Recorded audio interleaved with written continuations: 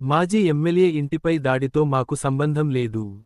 MLA Prashanti Reddy. Kovur మాజీ MLA Prasanna Kumar Reddy ఇంటిపై సోమవారం రాత్రి దుండగులు దాడి చేశారు. ఈ దాడిలో ఇంట్లోని ఫర్నిచర్తో సహా కార్లు పూర్తిగా ధ్వంసమయ్యాయి.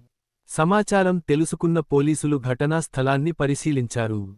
అనంతరం కేసు నమోదు చేసి దర్యాప్తు చేపడుతున్నారు.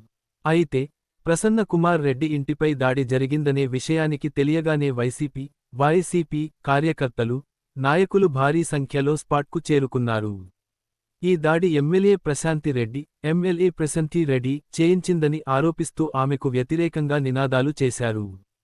ఈ క్రమంలోనే మాజీ ఎమ్మెల్యే ప్రసన్న కుమార్ రెడ్డి ఇంటిపై దాడి విషయంలో తాజాగా ఎమ్మెల్యే ప్రశాంతి రెడ్డి స్పందించారు. ఆ దాడితో తమకు ఎలాంటి సంబంధం లేదని స్పష్టం చేశారు. దాడులు చేసే సంస్కృతి తమది కాదని అన్నారు. అయినా ప్రసన్న కుమార్ రెడ్డి వల్ల చాలామంది చెప్పుకోలేని బాధలు అనుభవించారని కామెంట్ చేశారు.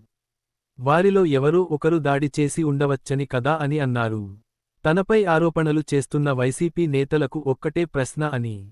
నల్లపురెడ్డి తనపై వ్యక్తిగతంగా చేసిన వ్యాఖ్యలను మీ ఇళ్లలోని మహిళలకు చూపించాలని హితవు పలికారు.